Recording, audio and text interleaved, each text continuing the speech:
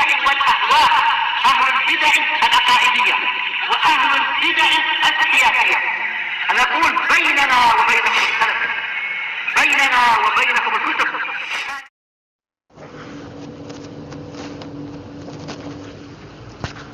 Bismillahirrahmanirrahim. Alhamdulillahilladzi arsala rasulahu bil huda wa dinil haqq liyudhhirahu 'alad dini kullihi wa kafaa billahi shahida. Wa ashhadu an la ilaha illallah wahdahu la syarika lah iqraran bihi wa tauhida. Wa ashhadu anna Muhammadan 'abduhu wa rasuluh sallallahu alaihi wa ala alihi wa sallama tasliman mazida la nabiyya ba'dah. Ikhwani fid din, azzani wa azakumullah. Kita lanjutkan bacaan kita terhadap at-tafsir al-muyassar. Sekarang kita akan memasuki ayat yang ke-38 dari surat Al-Imran juz yang ketiga. Ayat yang ke-38 ini menjelaskan tentang kisah Nabi Zakaria alaihissalam, dan kisah ini masih ada keterkaitan dengan yang sebelumnya. Ketika Nabi Zakaria alaihissalam melihat keajaiban rezeki yang Allah Ta'ala berikan kepada Maryam alaihissalam, kemudian Zakaria alaihissalam berdoa kepada Allah Subhanahu wa taala agar diberikan karunia berupa seorang anak. Karena posisinya Zakaria alaihissalam sudah tua dan istrinya pun bisa dikatakan aqim. Aqim itu kalau terjemahan bebasnya itu mandul. Nah, dalam artian prediksi perkiraan untuk punya anak itu sulit, atau bisa dikatakan kebanyakan tidak punya anak, tidak bisa punya anak. Namun Zakaria alaihissalam berdoa kepada Allah Ta'ala agar diberikan karunia berupa anak, dan doanya dikabulkan oleh Allah Subhanahu wa Ta'ala, dan lahirlah seorang anak yang dikenal dengan Yahya, Nabi juga, Nabi Yahya alaihissalam. Padahal posisinya Zakaria alaihissalam sudah tua dan istrinya mandul, dan biasanya kalau mandul itu prediksi perkiraan kuatnya itu tidak memiliki keturunan. Namun dengan seizin Allah Ta'ala kehendaki punya keturunan. Malaikat mengkabarkan dengan kabar gembira bahwasanya Nabi Zakaria alaihissalam akan diberikan keturunan, seorang anak lelaki namanya Yahya. Nah, barakallahu fikum. Kemudian Nabi Zakaria pun kaget seraya mengatakan, bagaimana mungkin aku punya anak? Aku sudah tua dan istriku pun aqim, yaitu mandul. Dijelaskan nanti dalam ayat yang akan kita baca bahwasanya Allah Ta'ala menghendaki apa saja yang Allah Ta'ala inginkan. Jadi Allah Subhanahu wa Ta'ala memberikan karunia kepada siapapun yang Allah Ta'ala kehendaki, walaupun sudah tua umurnya, tapi Allah Ta'ala menghendaki bisa. Banyak ya, sebagian ikhwah kita cerita selama 15 tahun itu enggak punya keturunan. Selama 15 tahun. Tapi setelah itu dikaruniai seorang anak. Bayangkan, senangnya bukan main ya, dalam artinya senang sangat luar biasa. Nikmat, rezeki dari Allah Ta'ala. Selama 15 tahun kurang lebihnya enggak punya keturunan. Setelah itu diberikan keturunan. Bagi Allah Subhanahu wa Ta'ala semuanya adalah mudah, bukan perkara yang sulit atau perkara yang susah. Na'am wa madzalika 'alallahi bi'aziz. Na'am barakallahu fikum, semuanya bagi Allah Ta'ala itu tidak ada yang susah. Nah, semuanya mudah. Kita lihat, Allah Ta'ala berfirman, "Hunalika da'a Zakaria rabbah, qala rabbi hab li min ladunka dzurriyyatan thayyibah, innaka sami'ud du'a." Ketika Nabi Zakaria alaihissalam melihat rezeki yang Allah Ta'ala berikan kepada Maryam alaihissalam, kemudian beliau pun juga berdoa.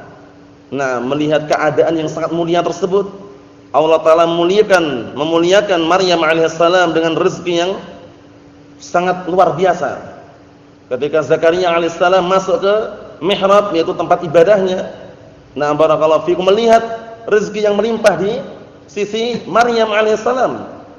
Nah, kemudian setelah itu Nabi Zakaria pun juga kepengin nah mendapatkan karunia dari Allah taala dan menghadapkan dirinya kepada Allah taala seraya berdoa, qala rabbi habli min ladunka dzurriyyatan thayyibah.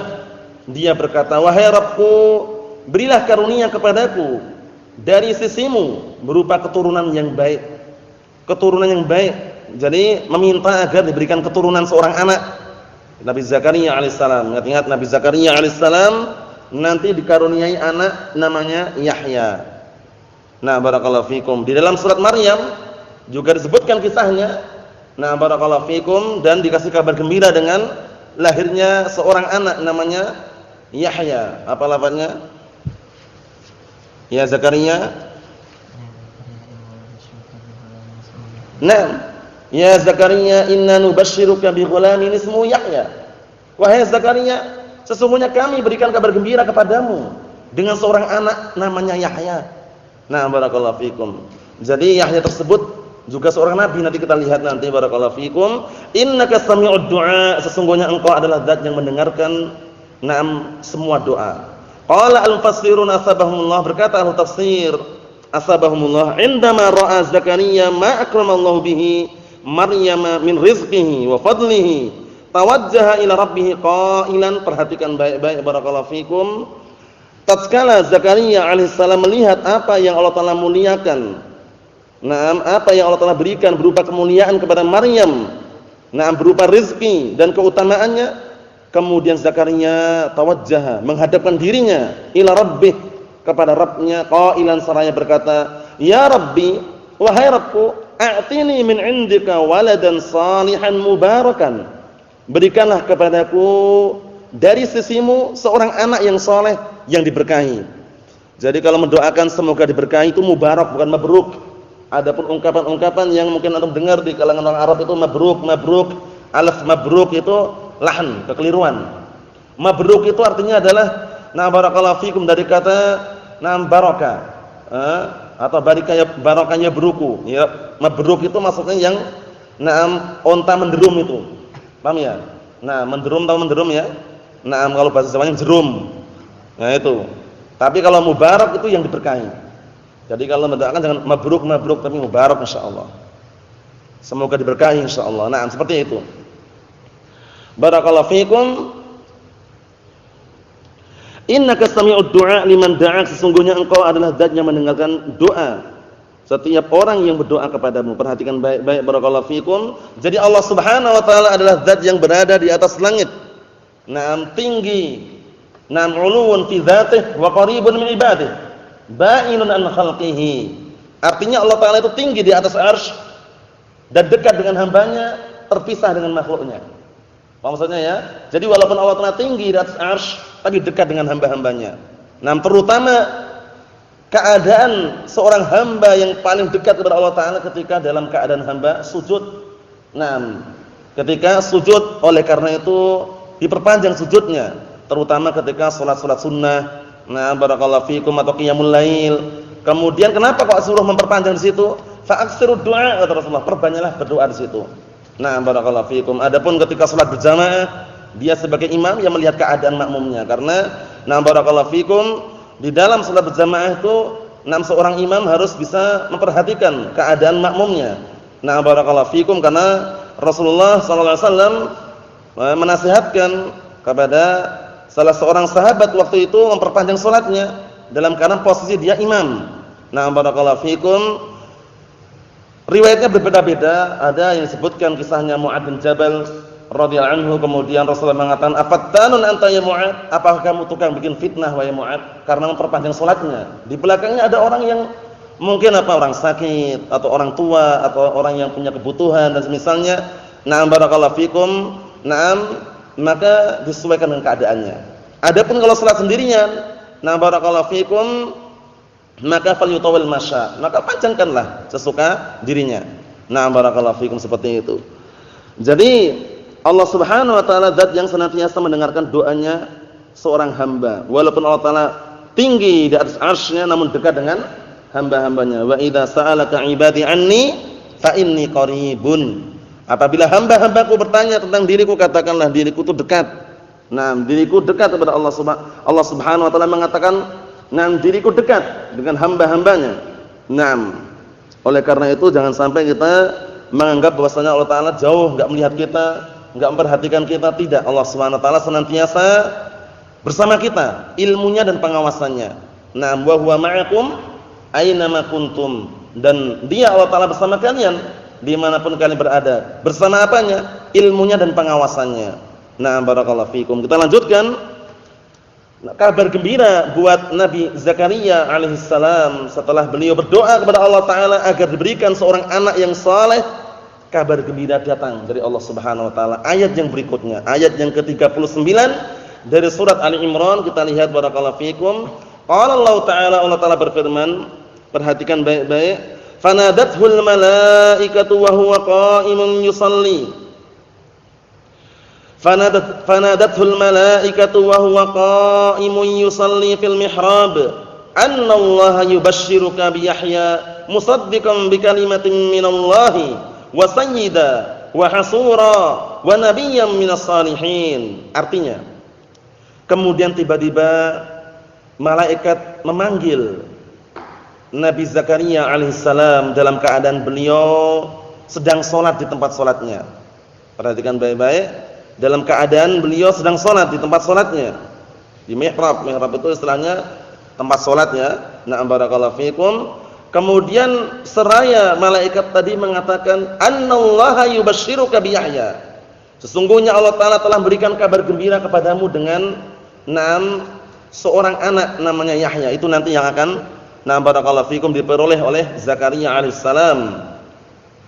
Musaddiqan bi kalimatin minallah, dalam keadaan Yahya tersebut, Nabi Yahya membenarkan kalimat Allah Subhanahu wa taala, maksudnya membenarkan Nabi Isa alaihissalam. Karena Nabi Isa alaihissalam diciptakan dengan kalimat dari Allah Subhanahu wa taala, kun fayakun. Jadi maka jadilah. Itu maksud kalimat Allah, kalimat kun. Paham ya? Nah, kalimat kun. Wa barakallahu fikum. Wa sayyidan, dan dia nanti akan menjadi sosok seorang pemimpin. Wa hasuran, dan orang yang senantiasa bisa menjaga dirinya dari syahwat. Wa nabiyyan minas salihin, dan dia akan menjadi nabi dari kalangan orang-orang yang saleh. Ikhwan fi din, azani wasakumullah. Perhatikan baik-baik tafsirannya, sangat bagus sekali ini ya. Nah, karena kisahnya ini sangat mengharukan gitu loh. Istilahnya sudah tua, kemudian istrinya pun juga aqim, mandul, tapi Allah Taala kehendaki punya anak, bayangkan. Nah, dengan apa? Seizin Allah Subhanahu wa taala. Kita lihat. Qala al-mufassiruna tabahumullah, fanadathul malaikatu wa huwa waqifun baina yadayillahi fi makanis salatihi. Dan kemudian para malaikat memanggilnya, atau kemudian malaikat memanggilnya dalam keadaan Zakaria berdiri menghadapkan diri kepada Allah Subhanahu wa taala di tempat salatnya. Yad'u, seraya berdoa. Maksudnya dalam keadaan apa? Dalam keadaan Nabi Zakaria itu berdoa. Annallaha yukhbiruka bi khabarin yasurruka. Artinya malaikat tadi mengatakan sesungguhnya Allah Ta'ala mengkabarkan kepadamu dengan sebuah kabar yang membuat engkau senang. Kan senang sekali. Sudah tua, dalam keadaan istrinya pun sudah dalam keadaan aqim, tapi dikasih kabar gembira dengan akan lahir seorang anak. Senang. Nah, kita lihat. Wa huwa annaka saturzaqu biwaladin ismuhu Yahya. Yaitu kabar gembiranya apa? Engkau akan diberikan sebuah rezeki dengan seorang anak yang namanya Yahya. Kalau kisahnya di dalam surat Maryam itu juga ada ya. Ya Zakaria, inna nubashshiruka bi ghulamin ismuhu Yahya. Wahai Zakaria, sesungguhnya kami memberikan kabar gembira kepadamu dengan seorang anak namanya Yahya. Barakallahu fikum. Kita lihat di sini. Yusaddiqu bi kalimatin minallah, yang mana Yahya tersebut membenarkan kalimat dari Allah Subhanahu wa taala. Kalimat apa maksudnya? Kalimat kun. Yang diinginkan di sini adalah membenarkan kenabian Nabi Isa alaihissalam, bahwa Isa ibnu Maryam alaihissalam, maksudnya adalah Isa ibnu Maryam, karena Nabi Isa alaihissalam dilahirkan dari Maryam alaihissalam tanpa bapak, gitu loh. Ini jarang sekali orang benarkan, dan bahkan sebagian mereka justru menuduh, bagaimana mungkin ini? Maryam alaihissalam, bagaimana mungkin Maryam punya anak tanpa bapak, itu istilahnya. Nah, Nabi Yahya termasuk yang membenarkan, maksudnya membenarkan kenabian Nabi Isa alaihissalam, membenarkan takdir Allah Subhanahu wa taala. Ditakdirkan Nabi Isa alaihissalam lahir tanpa seorang bapak. Apa maksudnya ya? Nah, barakallahu fikum. Jangan sampai keliru dalam memahami. Wa yakunu Yahya sayyidan fi qaumih. Dan nanti Yahya ini akan menjadi pemimpin pada kaumnya. Lahul makanah wal manzilah al-'aliyah. Dia nanti memiliki kedudukan, memiliki tempat dan kedudukan yang tinggi. Wa hasuran, dalam keadaan dia bisa membentengi dirinya dari syahwat. La ya'tiz dzunub wasyahwat ad-darah. Dia tidak akan mendatangi perkara-perkara dosa dan syahwat-syahwat yang membahayakan. Mahum insyaallah ya. Wa yakun, dan dia nanti akan menjadi nabiyyan minas salihin alladzina balaghu fis salahi. Naam barakallahu fikum durmatuhu. Yang mana nanti dia Nabi Zakaria, Nabi Yahya alaihissalam itu nanti dia Yahya alaihissalam akan menjadi seorang nabi dari kalangan orang yang saleh, yang keturunan-keturunannya itu mencapai tingkatan as-salah, itu tingkatan kesolehan. Apa maksudnya ya?